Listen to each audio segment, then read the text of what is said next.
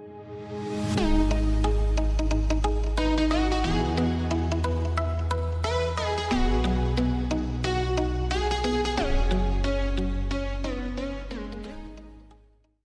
Everyone, कैसे हैं सब लोग।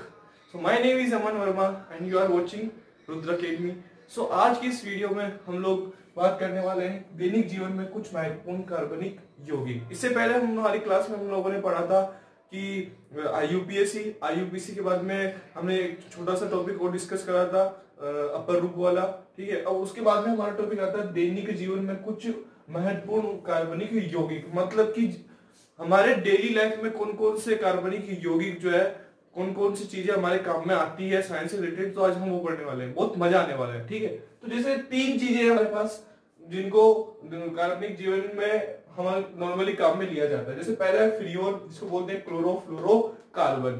होता क्या है, क्या काम करता है, कैसे बनता है, क्या उपयोग आता है, सब इसके बारे में पढ़ने वाले हैं। सीएनजी और एलपीजी गैस बचपन से पढ़ते आए, आप लोगों को पता है, फिर भी हम लोग इसके बारे में और पढ़ेंगे। बहुलक, ये एक नया टॉपिक है कि बहुलक क्या होता है। ठीक है, तो वो ये 3 चीजें आज हम लोग दैनिक जीवन में महत्वपूर्ण कार्बनिक यौगिक के बारे में पढ़ने वाले हैं। इंपॉर्टेंट टॉपिक है, यहाँ से क्वेश्चन 100% बनता ही बनता है। तो सबसे पहले आज हम बात करेंगे फ्रियोन की, क्लोरोफ्लोरोकार्बन। ठीक है, तो सबसे पहले देखते हैं होता क्या है, फ्रियोन होता क्या है। देखो, इसका नाम यहाँ ही से बनता है। कार्बन है, एक कार्बन है, फ्लोरीन है, एक फ्लोरीन है, फिर क्लोरीन है। कि जब भी कार्बन परमाणु से कोई फ्लोरीन और कोई क्लोरीन जुड़ा होता है तो उसको अपन बोलते हैं फ्रियोन या क्लोरोफ्लोरोकार्बन। वापस रिपीट करता हूं, डेफिनेशन लिख लेना कि जब भी एक कार्बन परमाणु से कोई फ्लोरीन और कार्बन अणु जुड़े हुए रहते हैं तो उसको हम बोलते हैं फ्रियोन क्लोरोफ्लोरोकार्बन। अब यहाँ पे ये 2 भी हो सकते हैं, ये भी 2 भी हो सकते हैं, ये 3 भी हो सकते हैं, 4 भी हो सकते हैं। ये डिपेंड करता है हमारे इनके सूत्र पे। तो इसका निर्माण कैसे होता है, सबसे पहले देखते हैं इसका निर्माण कैसे होता है। क्लोरोफ्लोरोकार्बन फ्रियोन का निर्माण कैसे करते हैं। ठीक है, इसके लिए एक अभिक्रिया, एक रिएक्शन होती है, उस रिएक्शन को हमें याद करना है। कैसे अभिक्रिया है वो हमें अभिक्रिया को याद करना पड़ेगा, समझना पड़ेगा। तो सबसे पहले देखते हैं इसका निर्माण कैसे होता है। एक चीज याद रखना, CCl4, इसका नाम क्या है, इसका नाम है कार्बन टेट्रा क्लोराइड। क्या नाम है इसका, कार्बन टेट्रा क्लोराइड। अब नाम कार्बन टेट्रा क्लोराइड कैसे है, कार्बन टेट्रा मतलब 4, क्लोराइड मतलब क्लोरीन। ठीक है, प्लस HF। इसका नाम क्या है, इसका नाम है हाइड्रोजन फ्लोराइड। इसका नाम क्या है, हाइड्रोजन फ्लोराइड। एक हाइड्रोजन, दूसरा फ्लोराइड, इसको फ्लोरीन बोलते हैं। किसकी उपस्थिति में करवाएंगे, SbCl5। अब देखो, जब भी CCl4 की अभिक्रिया HF से करवाते हैं और किस माध्यम में, जब SbCl5 की उपस्थिति में। अब इस SbCl5 क्या है, इसका नाम बताता हूं। इसका नाम है, Sb को हम बोलते हैं एंटीमनी। क्या बोलते हैं बेटा, एंटीमनी। पेंटा मतलब 5, एंटीमनी पेंटा क्लोराइड। बहुत इंपॉर्टेंट है, इसके बिना ये अभिक्रिया कंप्लीट ही नहीं होती। अब ये है क्या, जब भी एरो के ऊपर कुछ चीज लिखी जाती है तो वो उत्प्रेरक का काम करती है। उत्प्रेरक क्या होते हैं कि किसी भी अभिक्रिया के वेग को घटा देते हैं या बढ़ा देते हैं। तो ये इस उत्प्रेरक में, इस मीडियम में काम कर रहा है, इसके बिना ये अभिक्रिया कंप्लीट नहीं होती है, तो ये SbCl5 डाला जाता है। तो जब ये दोनों रिएक्ट करते हैं आपस में, तो जैसे एक कार्बन है, कितने क्लोरीन जुड़े हुए, 1 2 3। ठीक है, इसकी संरचना कैसी होगी बच्चों, संरचना ऐसी होगी, प्लस हाइड्रोजन और फ्लोरीन जुड़ा हुआ है। तो यहां से क्या होता है कि एक HCl बाहर निकल जाता है, यहां से एक HCl बाहर निकल जाता है प्लस में। अब बच क्या रहा है, CCl3। क्या बच रहा है, CCl3, और एक क्या बच रहा है, फ्लोरीन। तो फ्लोरीन के साथ जुड़ जाता है, तो ऐसे करके CCl3। अब देखो, एक कार्बन से क्लोरीन जुड़ा हुआ है और एक फ्लोरीन जुड़ा हुआ है, तो इसको हम क्या बोलते हैं, फ्रियोन। क्या बोलते हैं, फ्रियोन। अब इसका नाम फ्रियोन नहीं, इसका नाम है फ्रियोन 11। अब ये फ्रियोन 11 नाम कैसे इसका, ये अभी नेक्स्ट टॉपिक जो मैं लेने वाला हूं उस पर डिस्कस करेंगे। एक दूसरा नाम इसका और क्या हो सकता है, ट्राई क्लोरो। कितने क्लोरीन है, 3, तो ट्राई क्लोरो। फ्लोरीन कितना है, 1 है, तो ट्राई क्लोरो मोनोफ्लोरो। एक कार्बन है तो कार्बन ही लिखेंगे, इसको क्या लिखेंगे, मेथेन। ठीक है, तो इसका एक नामकरण ये भी होगा, ट्राई क्लोरो, फ्लोरो, मोनोफ्लोरो और एक मेथेन। ठीक है, तो इस प्रकार से इसका ये भी नाम होता है। तो ये इस ऐसे बनता हमारा फ्रियोन जिसकी जब कार्बन टेट्राक्लोराइड की विधि HF से करवाते हैं एंटीमनी पेंटाक्लोराइड HbCl की उपस्थिति में, तो हमारे पास फ्रियोन 11 बनता है। मोस्ट इंपोर्टेंट रिएक्शन है, पूछी जाती है बहुत बार एग्जाम में, नोट डाउन कर लीजिए इसको। अब बात करते हैं फ्रियोन का नामकरण। ठीक है, अब फ्रियोन का नामकरण कैसे करते हैं वो देखेंगे हम। फ्रियोन का नामकरण, ठीक है, तो फ्रियोन जैसे अभी हमने क्या पढ़ा था, फ्रियोन 11, तो ये होते कैसे हैं, फ्रियोन एक्स वाई जेड, मतलब एक्स कुछ नंबर है, वाई कुछ नंबर है, जेड कुछ नंबर है, मतलब कुछ भी हो सकता है यहाँ पे। ठीक है, तो अब देखते हैं एक्स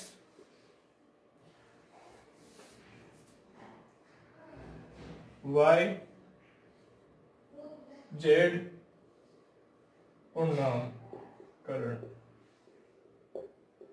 ठीक है,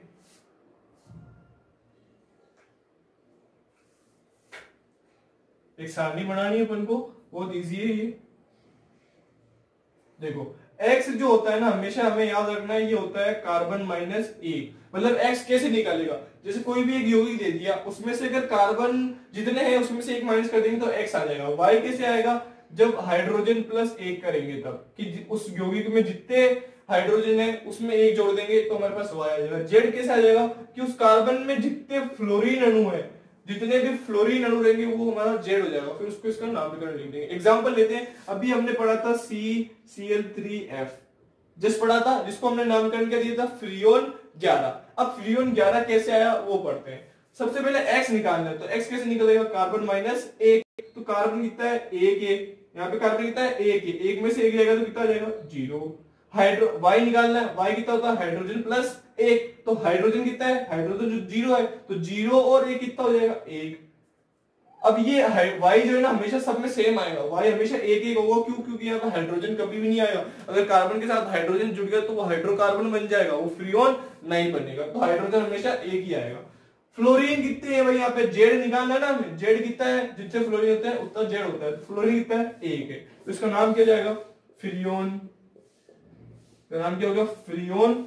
0 को तो हम कुछ लिखते नहीं है, तो 0 को नहीं लिखेंगे, लिखेंगे फ्रियोन 11। अब ये नाम बताया मैंने इसका पहले वाली रिएक्शन में कि फ्रियोन 11 CCl3F। इतना समझ में आया। अब इसको मिटाने की तो जरूरत है नहीं, एक दो एग्जांपल और लेते हैं, जैसे ले लेते हैं CCl2F2, ले लिया, कोई दिक्कत वाली बात नहीं है। CCl2F2 या CF2Cl2, बात एक, इसको हम चाहे तो ऐसे भी लिख सकते हैं CFCl3, और चाहे तो हम इसको ऐसे भी लिख सकते हैं CF2Cl2, कोई दिक्कत वाली बात नहीं है। अब देखो, सबसे पहले carbon 1 minus 1 0, fluorine hydrogen 1, chlorine है, फ्लोरीन कितने 2 है, तो क्या नाम हो जाएगा इसका, फ्रियोन 12, है ना बच्चों, फ्रियोन 12, कोई दिक्कत वाली बात नहीं है। अब जैसे एक एग्जांपल ले लिया C2F2Cl4, अब इसका एग्जांपल देखो C2F2Cl4। अब कार्बन 2 है, 2 में से कितना जाएगा 0, हाइड्रोजन 1, फ्लोरीन कितने हैं 2, तो कितना नाम आ जाएगा इसका, फ्रियोन। इसका नाम क्या हो जाएगा, फ्रियोन। अब 0 नहीं है, अब यहाँ पे सॉरी कार्बन 2, देखो यहाँ पे मैंने गलत लिख दिया, ये 0 नहीं आएगा, यहाँ पे 1 आएगा, क्यों, क्योंकि कार्बन x कैसे निकलता है, कार्बन माइनस 1, कार्बन 2 है, 2 में से 1 तो 1, कितना आ जाएगा फ्रियोन 112। ऐसे ही हमारे पास इनके नामकरण होते हैं। अब क्वेश्चन कैसे आता है, क्वेश्चन आएगा फ्रियोन 11 का नाम लिखो, फ्रियोन 12 का नाम लिखो, फ्रियोन 13 का नाम लिखो, या फ्रियोन 113 का नाम लिखो, तो ऐसे हमारे पास इनके क्वेश्चन आते हैं, तो इसको नोट डाउन कर लीजिए। बहुत अच्छा टॉपिक था ये। अब बात करते हैं हम फ्रियोन के उपयोग की। फ्रियोन का उपयोग कहाँ होता है, फ्रियोन का उपयोग होता है रेफ्रिजरेटर में, एयर कंडीशनर में, हमारे फ्रिज में जो गैस होती है वो भी क्लोरोफ्लोरोकार्बन ही होती है। अब आपने सुना होगा कि एसी वगैरह का उपयोग कम करना चाहिए, क्यों करना चाहिए, क्यों, देखो क्या होता है, इन सब में क्लोरोफ्लोरोकार्बन गैस भरी जाती है, और क्लोरोफ्लोरोकार्बन हमारे ओजोन परत का क्षय करती है। ओजोन परत का क्या है, हमारे पृथ्वी के वातावरण में एक परत पाई जाती है जो सूर्य से आने वाली पराबैंगनी हानिकारक पराबैंगनी किरणों को रोकती है। तो अब ये जो क्लोरोफ्लोरोकार्बन फ्लूओन का हम जितना ज्यादा उपयोग करते जा रहे हैं ये ओजोन परत का क्षय कर रहे हैं। इसीलिए आजकल फ्लूओन गैस को कम करके इसकी जगह यूज करने लगे हैं हम CFCS, जिसको बोलते हैं क्लोरोफ्लोरोसीजियम। इससे भी होता है ओजोन परत का क्षय, लेकिन फ्लूओन की तुलना में कम होता है। ठीक है, तो इसका उपयोग हम लोग ऐसे कर सकते हैं। मान सकते हैं कि एयर कंडीशनर में जितने भी हमारे पास एसी, रेफ्रिजरेटर, फ्रिज, सब में क्लोरोफ्लोरोकार्बन गैस आती है। अब नेक्स्ट टॉपिक जो हमारा है वो है CNG और LPG। CNG व LPG। CNG की फुल फॉर्म क्या है?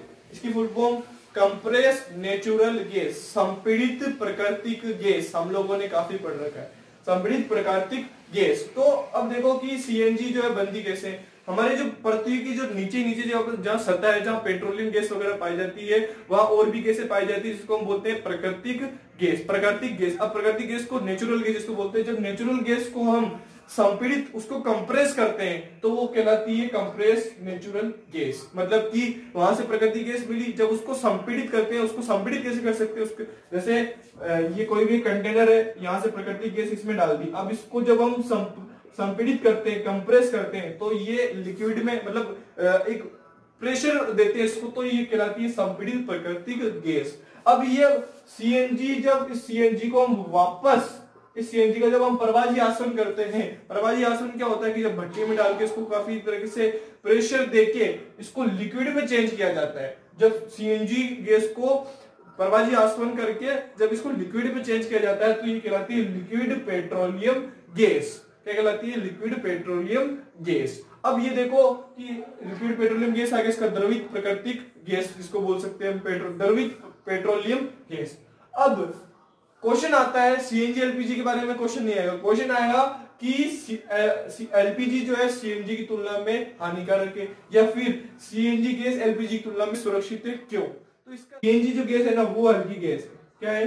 हल्की गैस। और ये जो है भारी गैस होती है, क्योंकि ये लिक्विड में चेंज होगी और लिक्विड गैस की तुलना में काफी भारी होता है। अब हल्की गैस है, ये तो हवा में उड़ जाएगी, जबकि LPG गैस जो है भारी है, तो इसका रिसाव नहीं होगा, ये जमीन पर ही रहेगी, नीचे ही रहेगी। और नीचे रहेगी तो LPG जो है हमेशा ज्यादा गैस से आग पकड़ती है, तो दुर्घटना हो सकती है। इसीलिए CNG गैस जो है हमारे पास सुरक्षित होती है। क्यों? ये हल्की होने के कारण ये इसका हवा में रिसाव हो जाता है, जबकि भारी है तो ये सतह पर ही रहती है और आग पकड़ लेती है। तो इसका हमें ये लिखना है। ठीक है, और इनका उपयोग कहाँ होता है? यातायात में, वाहनों के रूप में, घरों में गैस के रूप में उपयोग किया जाता है, खाना पकाने के लिए। ठीक है, तो इनका उपयोग CNG और LPG के रूप में होता है। अब थर्ड जो हमारा टॉपिक लास्ट बच रहा है बहुलक, तो वो इस वीडियो में डिस्कस नहीं करेंगे हम लोग बहुलक वाला।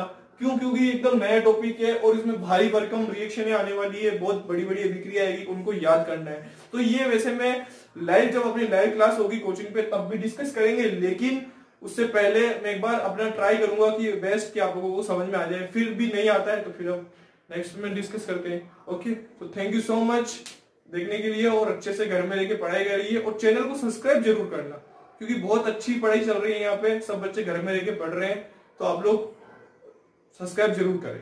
Thank you so much guys.